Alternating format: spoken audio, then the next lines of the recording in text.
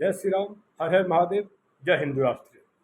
हिंदुत्व दर्शन आपका अपना चैनल है और इस पर आपका आज हार्दिक अभिनंदन है। और मित्रों, आज एक महत्वपूर्ण विषय को आप सबके समक्ष लेकर के मैं आया हूँ। और आज के विषय में एक बहुत इस बात का प्रचार प्रसार किया गया कि सम्राट अकबर ने ज्वाला माता माँ ज्वाला को ज्वाला मंदिर में सोने का छत्र चढ़ाया था। और इसकी सच्चाई के लिए आप सबके के पास आज मैं प्रस्तुत हूँ।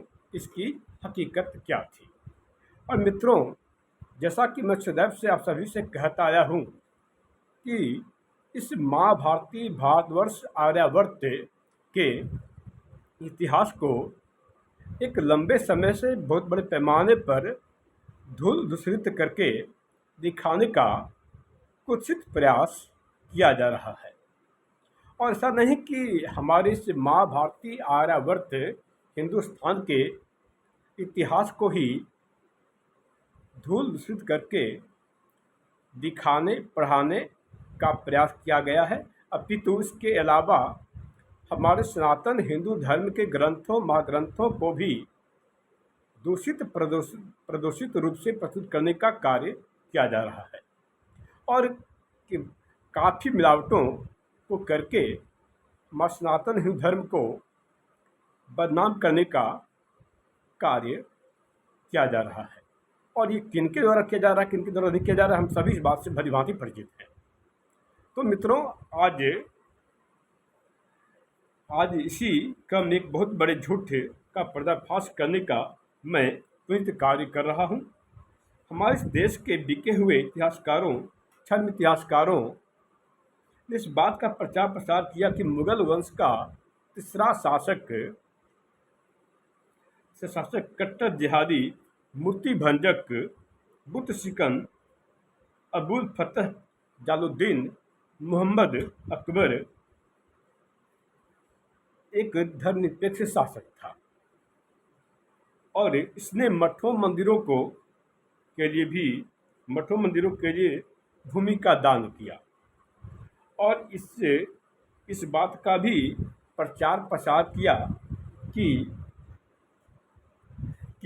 अकबर नंगे पैर चलकर माँ ज्वाला के दर्शन करने आया और ज्वाला मंदिर में दर्शन करने आया और माँ ज्वाला मंदिर में ज्वाला माता को सोने का छत्र चढ़ाया और माँ ज्वाला मंदिर के लिए भूमि का दान भी किया। जबकि यह वही बुत सिकन कट्टर मुस्लिम शासक अबुल फतह जालुद्दीन मोहम्मद अकबर था जिसने एक लिंगी प्रतिमा को तोड़कर जबरन नमाज पढ़ने का जघन्य अपराध किया था।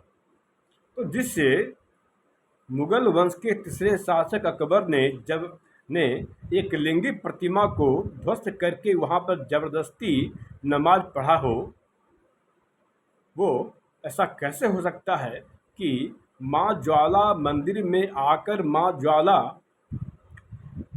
को सोने का छत्र चढ़ाया हो।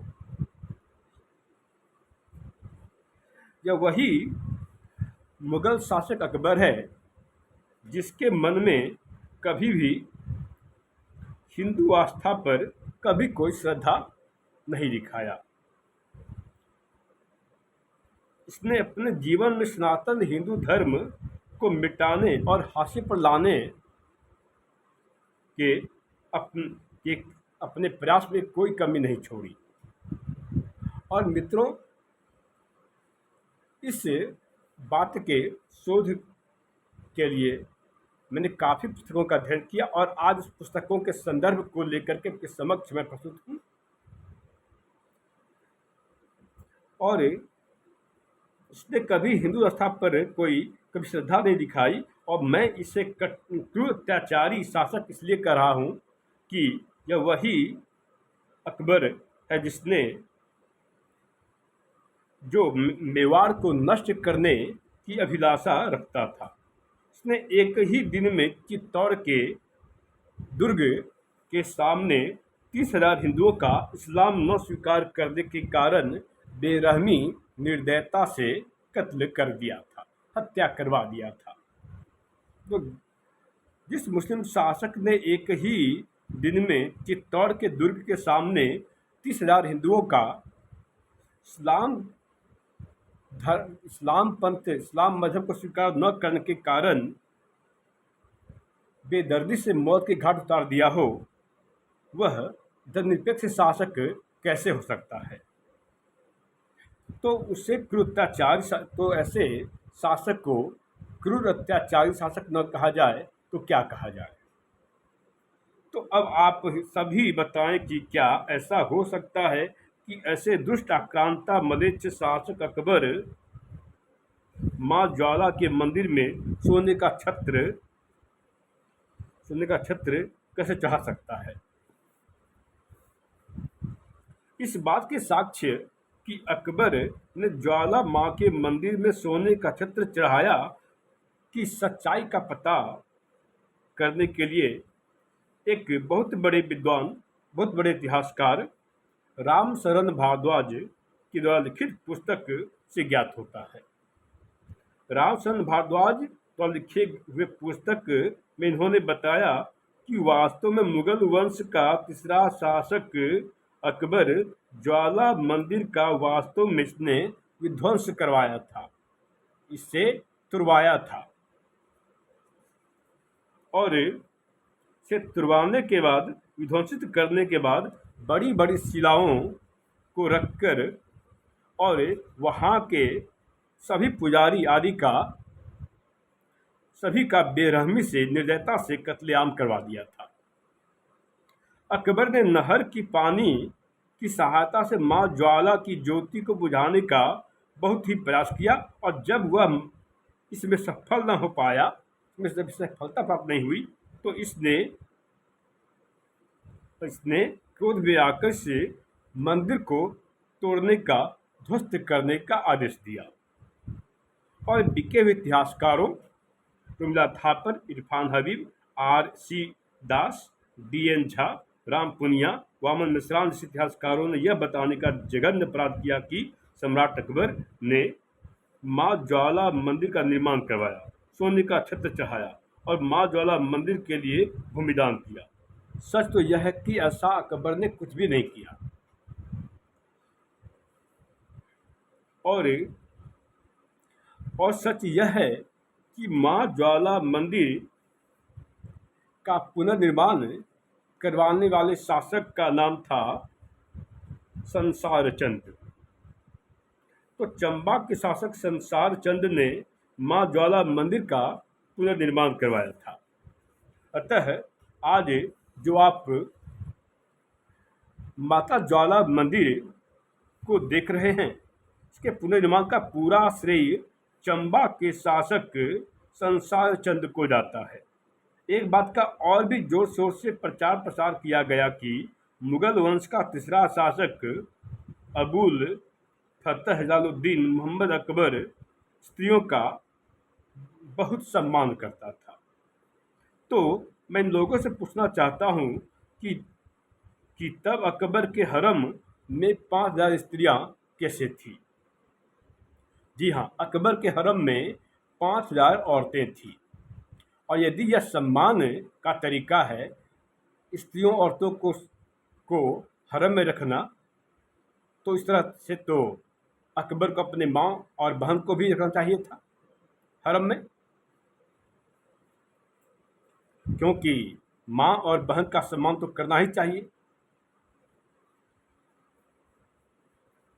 अकबर कैसे और किस तरह से औरतों स्त्रियों को सम्मान देता था, कैसे सम्मान करता था, आज मैं साक्ष्यों के आधार पर मैं सबके समक्ष रख रहा हूँ। इससे आप समझ सक जाएंगे कि अबुल फतह जलालुद्दीन अकबर कैसे स्त्रियों औरतों का सम्मान करता था। नंबर 1, रणथंभौर की संधि में अकबर ने अपनी पहली शर्त यह रखी कि राजपूत अपनी स्त्रियों औरतों को डोलियों को राजपूत अपनी स्त्रियों की डोलियों को अकबर की शाही हरम के लिए रवाना कर देंगे। रणथंभौर की संधि में अकबर ने अपनी पहली शर्त यह रखी कि राजपूत अपनी स्त्रियों औरतों की डोलियों को अकबर की शाही हरम के लिए रवाना कर दे। तो यह था औरतों के सम्मान करने का तरीका अकबर का। नंबर 2, बैरम खान जो अकबर का संरक्षक था और अकबर के पिता तुल्य था, की हत्या करके इसने इसकी पत्नी सलीमा बेगम, जो कि इसकी माता के समान थी, से निकाह किया। तो यह था इसके स्त्रियों औरतों के सम्मान करने का तरीका। और जो भी वामपंथी इतिहासकार यह कहा करते हैं कि अकबर बहुत सम्मान स्त्रियों का औरतों का सम्मान करता था, तो मैं चाहता हूँ कि उनके रिश्तेदारों को भी ऐसा ही सम्मान मिले, ऐसे ही उनका सम्मान किया जाए। नंबर 3, इतिहासकार ग्रीमन के अनुसार अबुल फतह जलालुद्दीन अकबर अपनी रखैलों को अपने दरबारियों में बांट देता था। अकबर औरतों को वस्तु की तरह बांटने और खरीदने का काम करता था। नंबर 4, अबुल फतह जलालुद्दीन मोहम्मद अकबर मीना बाजार लगवाता था और सभी औरतों को सज धज कर आने का आदेश देता था, और जो उसे पसंद आती थी उसे अपने साथ ले जाता था, और अकबर उसे ले जाकर क्या करता था बताने की जरूरत नहीं है। तो यह था अकबर के द्वारा औरतों का सम्मान करना। तो ऐसे सम्मान जिन्हें चाहिए वो बिल्कुल अब अकबर को महान बताएं, महान कहें। हिंदू स्त्रियों को एक के बाद एक अपनी पत्नी या रखैल बनने पर विवश कर देने वाला क्या महान हो सकता है? अब आप ही फैसला करें कि अकबर महान या अकबर शैतान। और आने वाले एपिसोड में भाग में मैं जल्द ही आप सबके समक्ष अकबर से संबंधित जानकारी लेकर के आऊँगा, और भी कार्य और भी शोध पर मैं व्यस्त हूँ। तब तक के लिए जय श्री राम, हर हर महादेव।